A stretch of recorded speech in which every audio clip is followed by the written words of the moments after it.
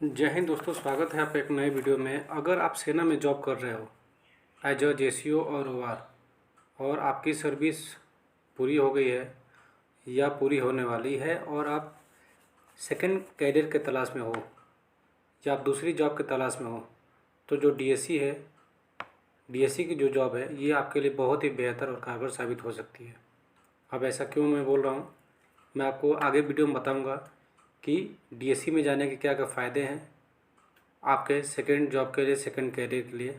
तो वीडियो पर अगर पहली बार आए हो तो दोस्तों चैनल को सब्सक्राइब कर लो और साथ ही साथ इस वीडियो को ज़्यादा से ज़्यादा अपने दोस्तों को शेयर कर देना। तो चलो वीडियो शुरू करते हैं।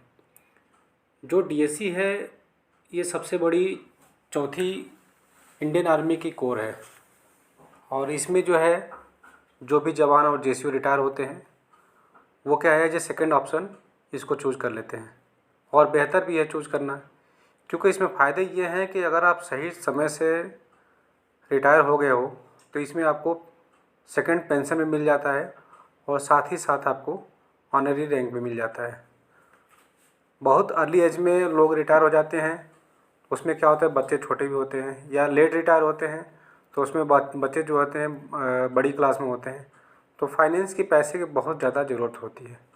इसलिए आप सेकंड ऑप्शन में, सेकंड कैरियर में डीएससी की जॉब चूज कर सकते हैं। तो दोस्तों अब बात यह है कि डीएससी की स्थापना क्यों की गई।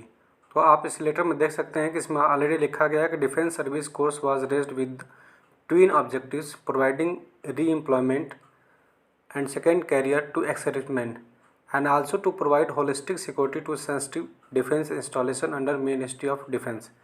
तो इसमें दो, इसका जो उद्देश्य था, पहला उद्देश्य तो ये था कि भूतपूर्व सैनिकों को पुनः रोजगार या नौकरी का अवसर प्रदान करना, और दूसरा इसका उद्देश्य ये था कि रक्षा मंत्रालय के अंदर जितने भी संवेदनशील और रक्षा प्रतिष्ठान हैं उनका समग्र सुरक्षा प्रदान करना।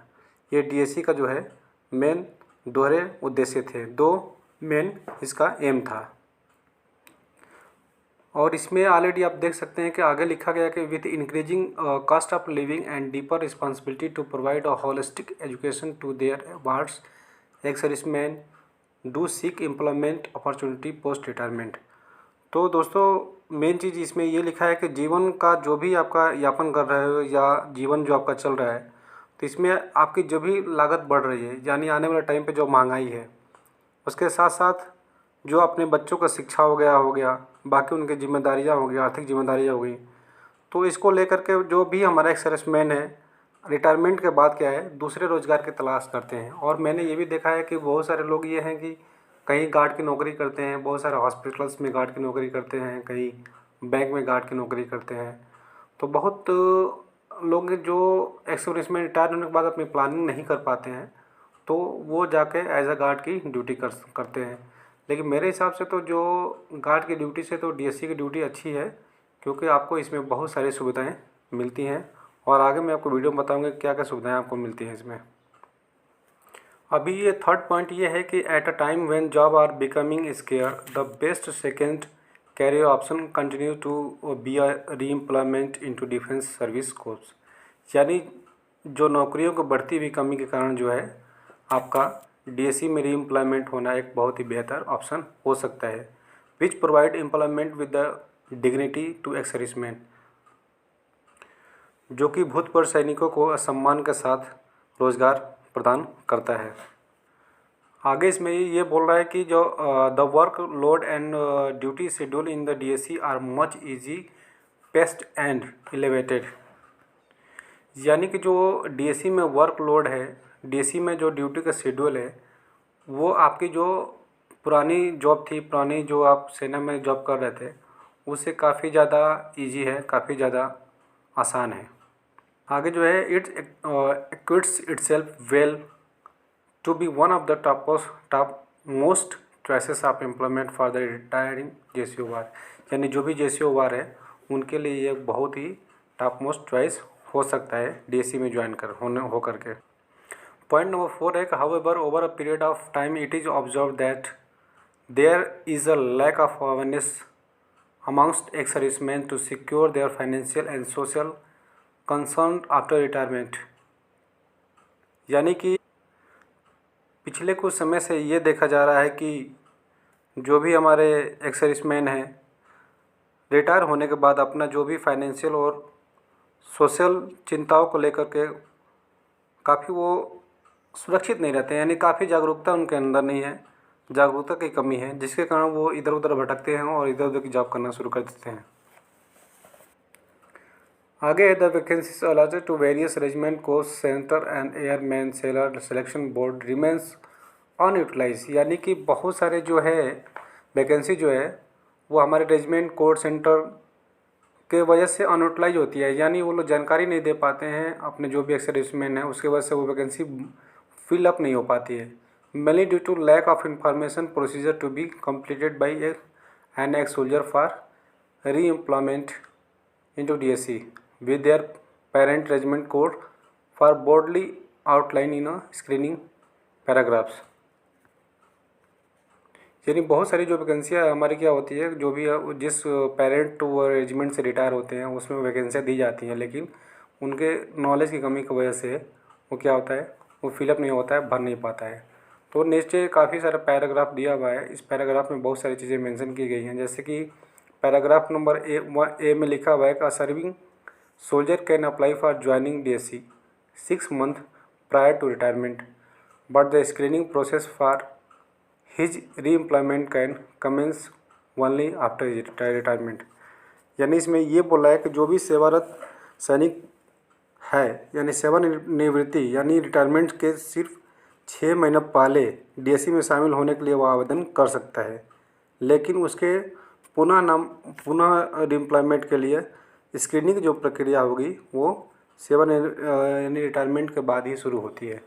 नेक्स्ट जो भी पैराग्राफ है उसमें रजिस्ट्रेशन है, यानी आप रजिस्ट्रेशन कैसे कर सकते हैं। जैसे इंडियन आर्मी का दिया हुआ है, registration to be carried out by the sponsor regiment corps centre for retired during discharge drill, यानी जब आप डिपो में जाते हैं डिस्चार्ज के समय पे जो भी आपका रेजिमेंट है, यानी जो भी कोर्स सेंटर है, जिस सेंटर से आप रिटायरमेंट हो रहे हैं वहीं से आपका यहाँ पे आवेदन कर सकते हैं।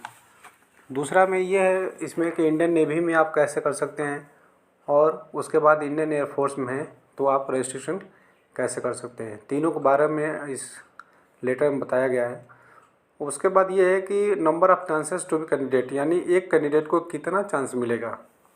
अगर आप DSC में ज्वाइन होना चाह रहे हैं तो कितना चांस आपको मिलेगा, तो इसमें क्लियर कट लिखा हुआ है कि maximum 3 chances will be accorded to a candidate for re-employment into DSC as per the seniority roll maintain by the concern regulating agency, यानी सीनियरिटी रोल के हिसाब से री-एम्प्लॉयमेंट कैंडिडेट को सिर्फ 3 चांस ही मिल सकेगा DSC में ज्वाइन होने के लिए। अब उसमें टेस्ट क्या क्या होगा, अगर आप DSC में जाना चाहते हैं तो कौन सा टेस्ट आपको देना पड़ेगा। तो इसमें ऑलरेडी मेंशन किया हुआ है कि फ़िज़िकल टेस्ट, यानी फ़िज़िकल टेस्ट में क्या होगा, ड्यूरिंग द स्क्रीनिंग प्रोसेस, यानी स्क्रीनिंग के दौरान आपको बैटल फिजिकल एफिशिएंसी टेस्ट यानी BPT करना पड़ेगा। इसका मतलब ये हुआ कि आपको फिजिकल फिट रहना पड़ेगा, एंड PPT और फिजिकल प्रोफेशनल टेस्ट यानी BPT और PPT दोनों ही टेस्ट आपको देना पड़ेगा। As applicable to army personnel should be conducted as the defined as criteria, यानी जिस आप एज में हो उसके हिसाब से आपका BPT PPT लिया जाएगा। For the air force and navy physical test as applicable as per individual at the time of screening भी कंडक्ट है। अगर आप एयरफोर्स नेवी के हो तो भी वो चीज़ें अप्लीकेबल है, जो भी उनका एज के हिसाब से स्क्रीनिंग के दौरान कंडक्ट किया जाता है। उसके बाद आपको क्या है, मेडिकल टेस्ट भी आपको देना पड़ेगा। मेडिकल एग्जामिनेशन भी required to be conduct on standard medical forms and its validity should as per the policy in back, यानी मेडिकल एग्जामिनेशन के प्रक्रिया से भी आपको गुजरना पड़ेगा, फिजिकल भी फिट रहना पड़ेगा। जब फिजिकल और मेडिकल दोनों फिट रहोगे तब भी आपको DSC में as a second career job मिलेगी। नेक्स्ट जो है कि सबमिशन ऑफ डॉक्यूमेंट्स, यानी कौन सा डॉक्यूमेंट आपको सबमिट करना पड़ेगा और कैसे करना पड़ेगा, उसके बारे में ये बताया हुआ है कि after carrying out medical examination आप सिलेक्टेड, जब आप सिलेक्ट हो जाते हो और मेडिकल एग्जामिनेशन आपका हो जाता है, देन आफ्टर क्या है, candidate for the DSC service और सर्टिफिकेट भी signed by the medical officer जो भी आपका जो मेडिकल ऑफिसर होगा उसके द्वारा जो साइन किया हुआ certificate, and the same will be forward to DSC centre along with PVR and DCRS। तो आपको क्या करना पड़ेगा, वो DSC सेंटर पे आपको क्या करना पड़ेगा, फॉरवर्ड करना पड़ेगा as to reach at least 28 days prior to the date of physical reporting of re enrolment candidate for the pre training. यानी आपको 28 दिन पहले वो सब कुछ आपको ट्रेनिंग सेंटर पे ले जाकर सबमिट कर देना पड़ेगा। 28 दिन पहले रिपोर्टिंग का है, जब आप ट्रेनिंग के लिए जाएंगे उस समय के, and at least 40 days before. In case of JCO अगर आप जेसीओ हैं तो आपको 40 दिन पहले ही आपको सबमिट करना पड़ेगा। करेक्टर सर्टिफिकेट भी चाहिए आपको, वो भी DSP के द्वारा। From where the candidate belongs permanently settle, आप जहाँ भी परमानेंट सेटल हैं वहाँ से आपको करेक्टर सर्टिफिकेट लेना पड़ेगा। And after his retirement discharge, जहाँ भी आप डिस्चार्ज हुए हैं और जहाँ भी सेटल हैं, जहाँ भी आपका हाउस घर है वहाँ के DSP से आपको करेक्टर सर्टिफिकेट लेना पड़ेगा। The certificate should clearly state that he is not involve in any civil or criminal case during the gap period and is fit for the re-employment to DSC। यानी ये भी बताया गया है कि जो भी गैप ऑफ पीरियड है उसके दौरान आपके ऊपर कोई भी सिविल या क्रिमिनल केस नहीं होना चाहिए अगर आप दोबारा DSC में जाना चाहते हो तो। Certificate issue by the verifying civil authority should not be more than 30 days old before the screening date. यानी जो भी स्क्रीनिंग डेट होगा उसके 30 दिन पहले तक का ही सर्टिफिकेट होना चाहिए, उससे पुराना सर्टिफिकेट नहीं होना चाहिए। उसके बाद क्या है, नेक्स्ट क्या है कि remastering in a clerk trade. आप क्लर्क ट्रेड में कैसे रिमास्टर करेंगे अपने आप को। तो there are many GD person who are being employed for clerical duties in their respective unit establishment. यानी बहुत सारे GD के ऐसे पर्सन हैं कि जो अपने यूनिट में क्या है क्लरिकल जॉब किया होगा। Having assessed and confirmed their capabilities, तो उनको क्या करना पड़े, उनका जो असेसमेंट किया जाएगा और ये कंफर्म किया जाएगा कि उनके अंदर ये क्लर्क ड्यूटी करने की कैपेबिलिटी है। Such talented GD person may be recommended by the commandant and deputy commandant. तो वैसे जो GD पर्सन है वो उनको क्या कमांडेंट या डिप्टी कमांडेंट के द्वारा उनको रिकमेंड कर दिया जाएगा for the further remustering as a clerk in the DSC। यानी वो GD पर्सन तो थे बट उनके अंदर इतनी कैपेबिलिटी थी कि वो क्लर्क का काम कर सकते थे, इसलिए उनको GD से क्लर्क में रिमस्ट कर दिया जाएगा by the recommendation of commandant and deputy commandant. तो जो भी हमारा क्लर्क ट्रेड का जो है प्रमोशन है DSC में वो काफ़ी ज़्यादा फास्ट है। एंड अभी नेक्स्ट पॉइंट ये है कि कौन कौन सा बेनिफिट मिलेगा आपको DSC में जाने के लिए, क्लर्क या GD जो भी आपका ट्रेड है। तो फर्स्ट में है quantum jump in take home earnings. तो आपको क्या होगा, एक जल्दी से जल्दी क्या हो जाएगा, एक इनकम का साधन बन जाएगा आपका। दूसरा क्या हो जाएगा, all benefits as that employed while in the former service.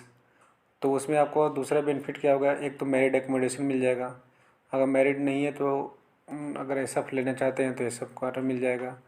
आपका HRA शुरू हो जाएगा, हाउस रेंट जो अलाउंस है। उसके बाद आप CA ले सकते हैं, चिल्ड्रन एजुकेशन अलाउंस आपका शुरू हो जाएगा। एक फील्ड एरिया में अगर पोस्टिंग है तो आपको फील्ड एरिया अलाउंस भी मिलेगा, साथ साथ में आपको पोस्टिंग जब जाते हैं उस समय ट्रांसफ़र ग्रांट भी मिलेगी। उसके अलावा फ्री वारंट आने जाने के लिए आपको मिलेगा। उसके बाद CB वारंट भी आपको मिलेगा, LTC क्लेम भी कर सकते हैं आप। उसके बाद convenience advance, house building advance, PC advance, यानी आपको जो भी आप अगर लोन वगैरह लेना चाहते हैं वो भी मिल सकता है आपको। साथ साथ में इंश्योरेंस का कवरेज मिलेगा, आपको राशन मिलेगा, ड्रेस अलाउंस मिलेगा, TPT अलाउंस मिलेगा, इंस्ट्रक्टर अलाउंस भी मिलेगा अगर आप DSC सेंटर में पोस्टिंग है। तो बहुत सारे बेनिफिट्स हैं जो कि आपको इतनी सारी बेनिफिट्स मिलेगा, जो कि आप अगर गार्ड की ड्यूटीज़ करना चाहते हैं सिविल में तो ये सब आपको फैसिलिटीज़ नहीं मिलेगी वहाँ पे। नहीं आपको HRA मिलेगा, ना आपको CA मिलेगा, नहीं आपको अलाउंसेस मिलेंगे। तो ये सब काफ़ी ज़्यादा फ़ायदे होते हैं DSC में आने के लिए आपको।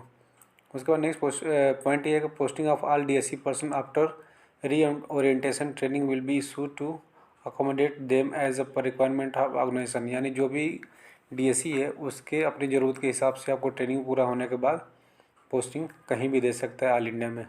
First posting will be given on the pan India basis. यानी पहला पोस्टिंग आपको इंडिया में कहीं भी दे सकता है। नेक्स्ट पॉइंट ये है promotion opportunity as per eligibility. जो भी आपका प्रमोशन है वो एलिजिबिलिटी के हिसाब से आपको मिलेगा। MSCP benefits to those person who could not avail the same in their former service. अगर आपको MSP नहीं मिला है तो आपको इसमें MSP का बेनिफिट्स भी मिल सकता है।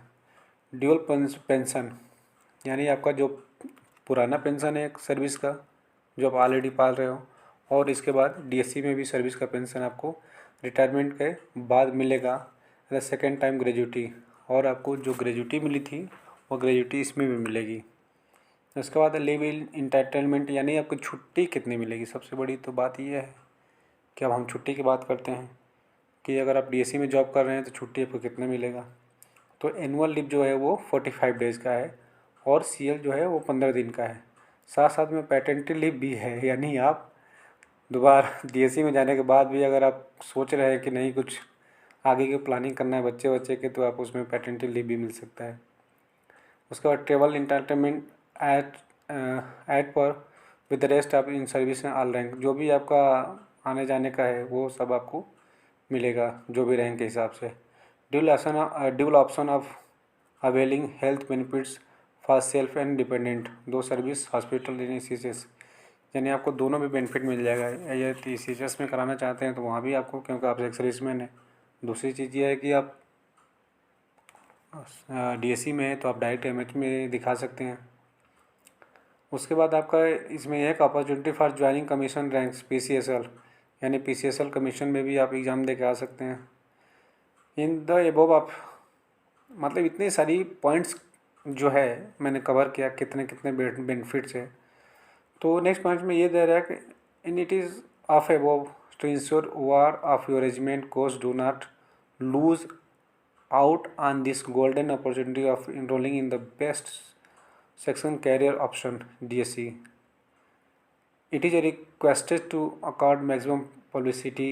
All regiment course center are requested to organize re-enrollment of eligible aspirants on its list monthly basis। यानी कहने का मतलब ये बोल रहा है कि जो DSC है आपका एक बेस्ट ऑप्शन हो सकता है सेकंड करियर के लिए। और ये जो वीडियो मैं आपको ये बना रहा हूँ इसका मतलब मेरा मेन उद्देश्य ये है, मेन एम ये है कि जितने भी हमारे सीनियर जूनियर जो भी कह लो, या हमारे जितने भी फ्रेंड्स हैं, उनको जो भी ये वीडियो अगर देखता है, जिसके पास ये पहुँचता है, तो वो अपने नेक्स्ट फ्रेंड्स को, नेक्स्ट दोस्त को, सीनियर्स जूनियर को फॉरवर्ड करें। क्योंकि अभी बाहर जॉब के लिए काफ़ी क्राइसिस है, काफ़ी मारामारी हो रही है। या तो आपके अंदर टैलेंट है तो आप ले सकते हो 1-2 साल वेट करके, तैयारी करके। अगर नहीं है, पढ़ाई लिखाई नहीं है आपके पास, तो आप DSC में आँख बंद करके ज्वाइन कर सकते हो। और इतने फ़ायदे हैं आपके जो मैंने ऑलरेडी बता ही चुका हूँ। तो दोस्तों, अगर आप ये वीडियो देख रहे हो तो चैनल को सब्सक्राइब कर लेना और बेल आइकन प्रेस कर देना। अगर और कोई वीडियो बनाना है या आपके पास कोई और भी नॉलेज है और मुझे शेयर कर सकते हैं, मुझे भेज सकते हैं कि इस टॉपिक पर आप वीडियो बनाइए, ताकि मैं उस वीडियो को बना सकूं आपके वेलफेयर के लिए, आपके फ़ायदे के लिए। Thank you. जय हिंद।